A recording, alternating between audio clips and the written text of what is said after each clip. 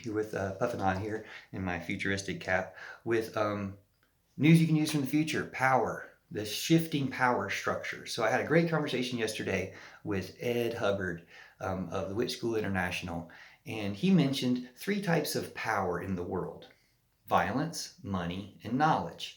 And that money overpowers violence, knowledge overpowers money. This is the structure we have. And he also made a statement that I don't necessarily agree with, that the knowledge must be exchanged for money in order to perpetuate itself. Now, I can see how in our current system, yeah, you got to do that.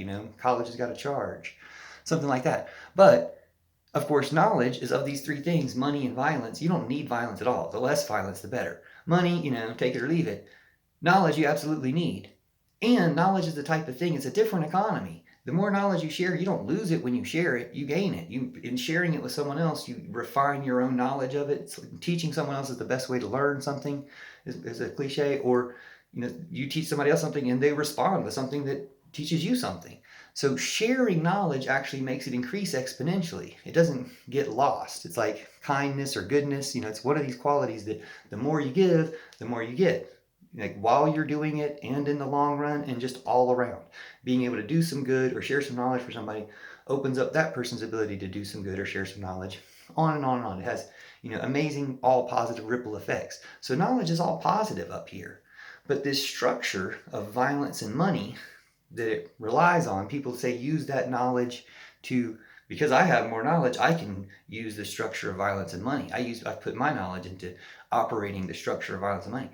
We can get rid of the structure of violence and money, or at least the structure of violence. We can still have money for fun or whatever, but think about what money or what economy becomes when you get rid of violence. Because right now our economy is based on violence. It is right now.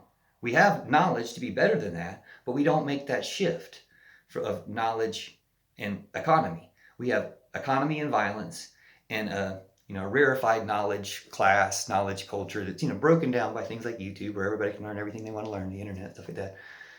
It's made more equal, but even these platforms are all gerrymandered and orchestrated and stuff, so that we don't get information. Like if Twitter switch from promote all right-wing hate speech to promote all left-wing love speech, we would save the world just like that, flip of a switch, because we're already putting the words out there. They're just not letting them be heard.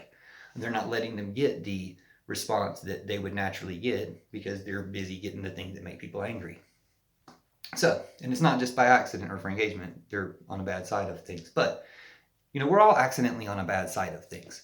So, point being here, that while this worldly structure exists, we can shift the worldly structure. If we got rid of violence, then the worldly structure becomes knowledge rules economic exchanges, meaning we do things that are the smartest things to do. Not we do things that make the most money. Because that's kind of where we're at now. Even though knowledge is naturally and by rights above and more powerful than money, we treat money like the most powerful thing. And money makes people do stupid things. People do stupid things for money, or people do all this stuff to make fake non-existent money because it exists for long enough, but it's not real. It's not real progress. It's not real something. So, derivatives, stocks, all that type of stuff. Some people might say that about cryptocurrency, but I don't know. My point is, putting money at the top, or money acting like it's at the top, throws the system out of balance, and it misses knowledge. And I realized this by comparing it to a personal dynamic where you have the same structure of power within yourself or in a interpersonal relationship, where there's wisdom or trust or love at the top, emotions in the middle, kind of like an economy of emotions. You could have a great economy in your relationship where everything's just going great. You're such great trading partners. You're always trading great emotions. Or you could have like messed up economies and trade wars and stuff and, bad emotions, bad emotional exchange. And then actions, which are, connected with your emotions. People have emotions based on people's actions and previous actions. People have actions based on their emotions. Those are entwined in the same way that in the big world, economy and violence are entwined. Hopefully your actions aren't violent in relationships or towards yourself, but far too many of them are. We have too many negative opinions, or we're beating ourselves up too much. Like if we beat ourselves up at all, it's too much. But we're used to that so much that we have a phrase for it. Point being, And we get stuck in our emotions, and we don't, and the more we get stuck in negative emotions, it's not bad to be stuck in emotions, it's not bad to have emotions. Although plenty of us want to shut those down to be able to control the actions. Let's not deal with the cycle here. Let's just focus on the fact that violence or action exists, and we have to deal with it. We have to decide. We have to, and it becomes cold. And we're definitely cutting off our higher faculty, wisdom or trust and love in a relationship.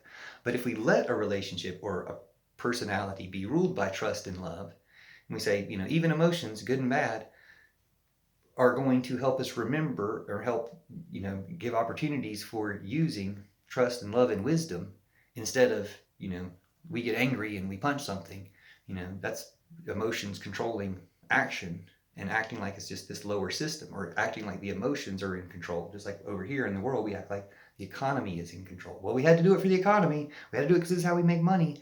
Or even in terms of selling knowledge, we had to do it because that's the only way to keep ourselves going in this system, so that we have to sell knowledge in order to have, and I'm not criticizing that. That's the way schools have been set up. But in post-pandemic, I've been saying you're going to have to bail out colleges and stuff anyway, for either people suing them over spreading the virus, or they didn't make the money they wanted to make, or whatever. You don't have to pay them, give them money anyway. Why not just buy them? Why not say, hey, we're going to pay for your services, and we're going to keep paying for your services, and we're going to just collectivize all this stuff.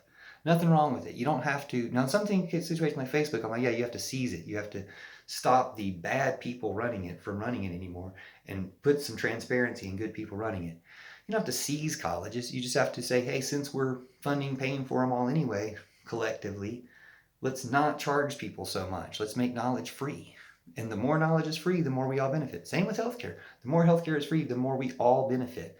This pandemic should have taught us that lesson, that, the least person's health affects everybody's health, and we can shift the whole thing forward.